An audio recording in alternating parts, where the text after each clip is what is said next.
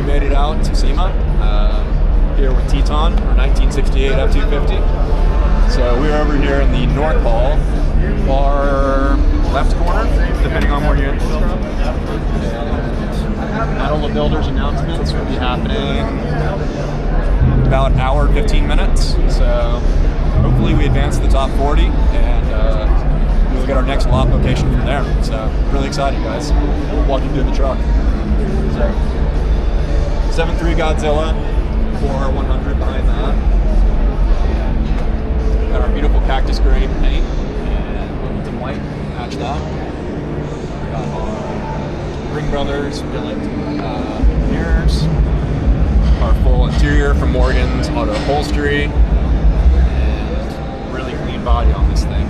So as long as the judges like it as we do, we should move forward. Had a little bit of a disaster here. So as we pulled in, opened our hood, and one of our hood hinges failed. Buckled a little bit, as you can see, and now scratched a bit of our paint. So we're in the show at this point. There is not much we can do. So we gotta scramble, try to find some hood hinges, maybe try to find some touch-up paint. I don't know how we're gonna get this solved, but Battle of the Builders announcements is coming up in an hour, 15 minutes, and I gotta get moving, so let's go. So, kind of in the heat of the moment of all of SEMA, we forgot to mention one thing, and that is with the CVF hood hinges, that was V1 of their design. We've had these hinges for a couple years, and they now have a V2 they've re-engineered, and the guys out there were so kind enough to be able to fly out a set with them, replace them at the show with us, and they even brought out their main hinge engineer to make sure everything looked proper, made sure the failure was what they expected, and they got it replaced perfectly. So the guys at CVF, thank you so much. Y'all are some really stand-up people, and y'all helped us get to where we were at SEMA. Thank you, guys. In the BF Goodrich Young Guns Division category, Thomas Dickerson,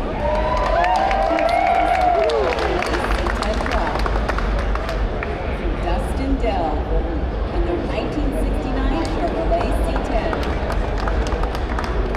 Bennett Ford Lizzard. Let's go, man. Oh, yeah. Morning, y'all. Bennett from Project 15 here. Day 2 of SEMA. We advanced from Battle of the Builders down to the top 10 of Young Guns, top 40 overall. So over the next few hours, the other top 10 will be presenting their trucks, and we'll be voting on the top 3. All right, so up next, we have Bennett Ford Lisenby with his 1968 Ford F250. But before we begin, is Ford really your middle name?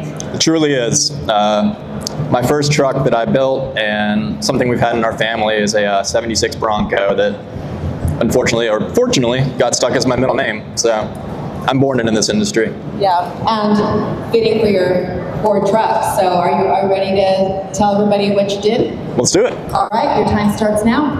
Okay, so guys, my name is Bennett from Project 15. We're a shop out of Atlanta, Georgia. We do automotive restoration, 60s through 70s, 4x4s mostly. Behind us is our truck, Teton. She's a 1968 F250. So we started with just a cab and a bed from a 70 to 72 truck, and kind of create our own kind of vision of if Ford made this in a modern day, how would they take their OEM design cues and implement them to today's technology? So we think clean, understated for the exterior is important. So for the paint, we did 2022 Cactus Gray from a Ford Bronco, and then tried to backdate it with Wimbledon white to kind of bring it back to that kind of 67 Ford kind of coloring. Bridging that as a pinstripe, kind of break it up a little bit. Let's see here. Paint and body was done by Factory Fab. Everything else was done by us. So Under the hood, we are running a 7.3 Godzilla. We are running Holley controls on it, Holley intake, front drive, oil pan, fuel rails, pretty much all of their Godzilla stuff in the catalog, and it's been wonderful for us. One really nice thing that we did here is our hidden air box we fabricated in-house. It's one of those things, if you have an open air cleaner in there, it can be a nuisance to look at, so we tried to make this engine bay as sanitary as possible, and something we were proud to present. For the cam on this engine, we developed a proprietary camshaft with Mass Motorsports. The logic for the cam was something that could be a nice daily driven kind of cam setup, not going to shake your teeth out, but still gives you a good boost of power around 1800 RPM, up to about 3K, which that's 95% of your driving with a truck. So that's important, and it made a big difference for the actual performance of this vehicle. Backing that is a 4R100 built by Gearstar and a Atlas 2 transfer case. Let's see here. Walk over to the interior now, I reckon. Also, CVF hood hinges and bare brakes master onto a Hydro Boost setup from CPP. Ring Brothers billet mirrors.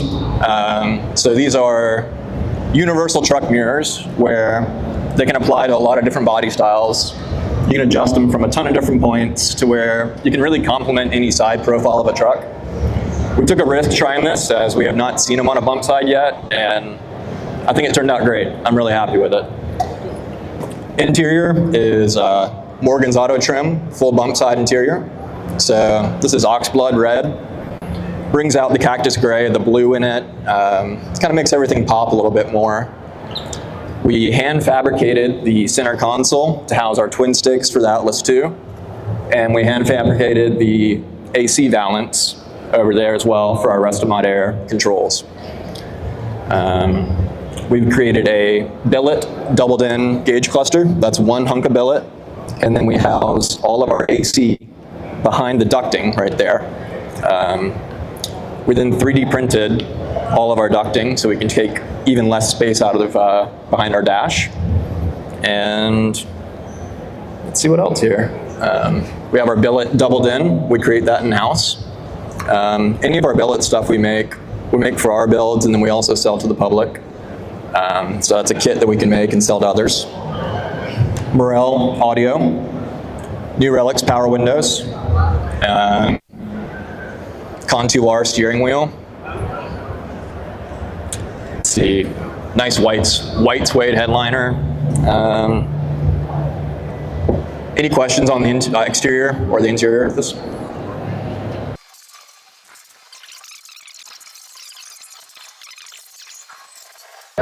All right. So before I go too far in the underside, one thing I really did miss up there that's very important is we shaved all of our bed rails, filled those.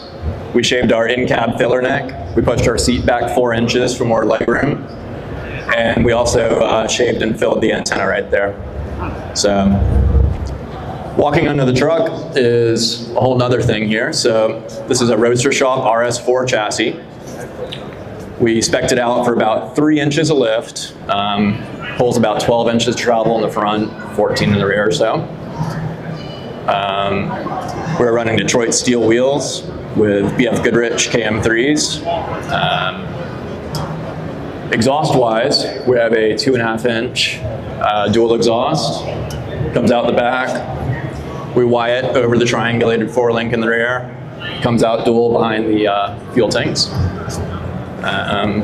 Parallel 4-link up front, and let's see here, other important parts, mag high-tech, oil pan, Atlas 2 transfer case is really helpful. It's such a small transfer case that you can really shove it in some small areas. Having twin sticks is really nice on an actual capable 4-wheel drive truck, so rounds out the rest of the drivetrain. We're geared for 410s, so even though it's a 4-speed, cruises really well, handles the torque really well. Been really happy with this truck. This is our first full paint and body build we've done. So definitely learned a ton. Learned some things I would not have done next time, and some things I would have done next time. But it's part of the game, I guess. Is learning from each build, growing from it, and coming out next year with something stronger. How long ago did you finish this one? We finished this build about 3-4 months ago. So we've been debuting it at a few shows. The chassis shows it obviously has a little bit of dust on her, but all in all, yeah, 3 months. Yeah, proven at this point. Yes, sir. How was the cab? Was there any rust, repair? Did you have to do floors or anything? The cab was really rough, so we did cab corners on that, floor pans, cab corners, floor pans. Kind of normal. Drip rails were just fine, roof was just fine, Okay. So that part wasn't really terrible. Paint and body always takes a long time, especially if you outsource, so that was a large part of our build time. But when we got back from there, it was probably about a 6-month process from there to call it a day and be done. Did you do all the exhaust work yourself? Yep, exhaust work is done in-house. So we're running the Borla mufflers, all TIG stainless, stainless bros. You built the chassis? Roadster Shop RS4 chassis. Fox coilovers, front and rear. Fox bump stops.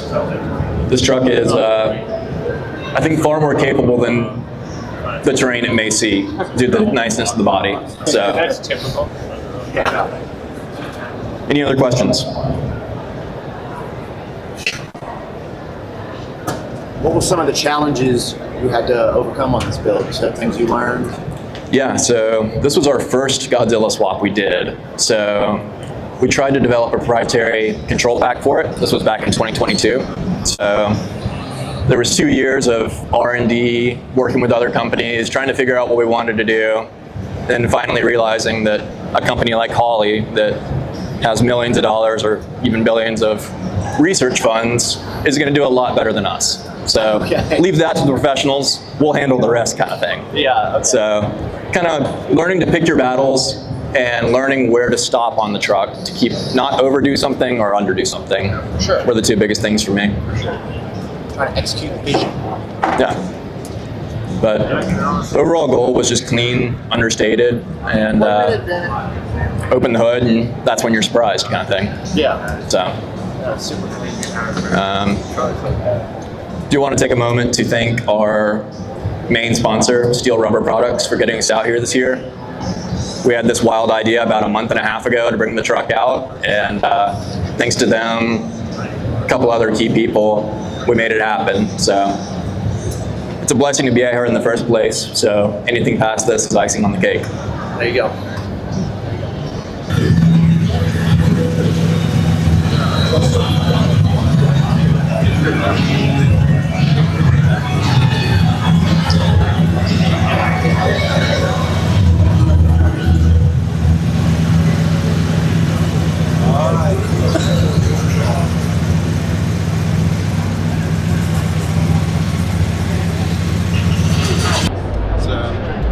Day 3 of SEMA, and we were in Battle Builders Top 10 for Young Guns. Yesterday, we took 10 minutes each to present on stage, put our cars on the lift, and really pitch our vehicle to everybody else. We all made our votes, and we did not make it to the top 3, but we are super proud of where we are, and to the top 3 guys, they very much deserve their spot, and congrats to them. So, at this point, kind of silver lining of that is we now get to enjoy the rest of SEMA and really go see the rest of the show. Top 10 is no achievement to scoff over. Extremely proud of the crew, and next year we're going to bring our best and see what we can do. So, thank you guys. Enjoy some clips.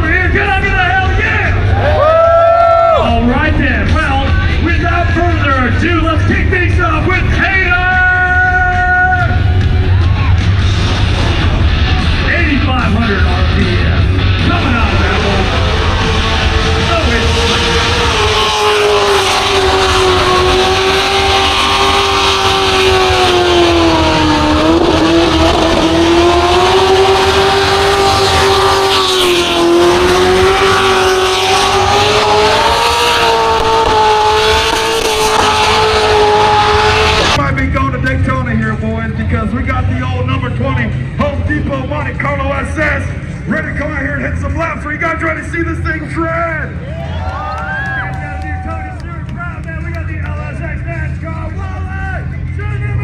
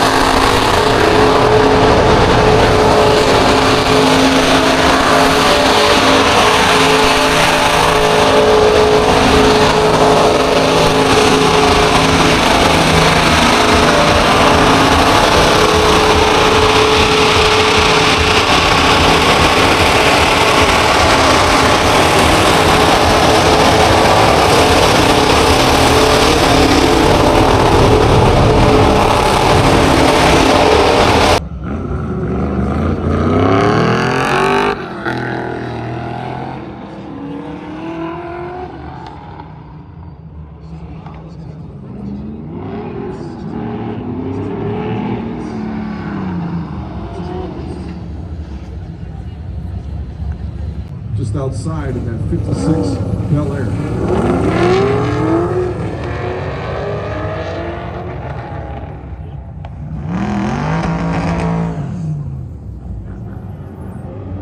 Tony Gray's stages here on the left-hand side. 28.731 is his best. They're going to be pretty even.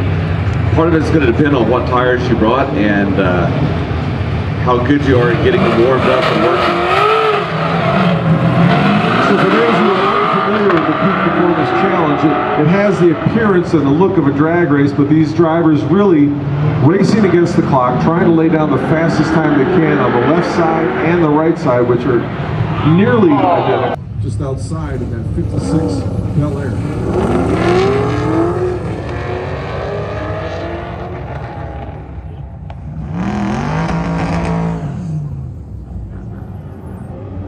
Tony Gray's stages here on the left-hand side. 28.731 is his best.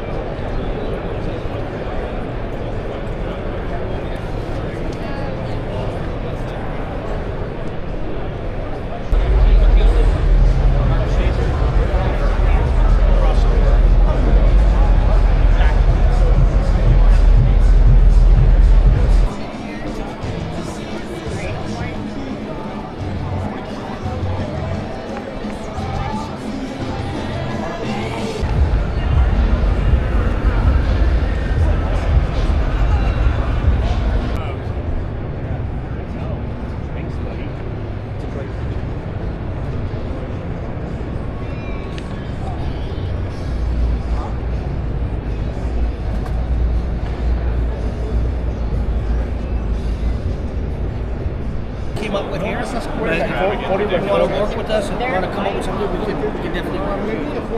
I'll get you connected with the right person. And then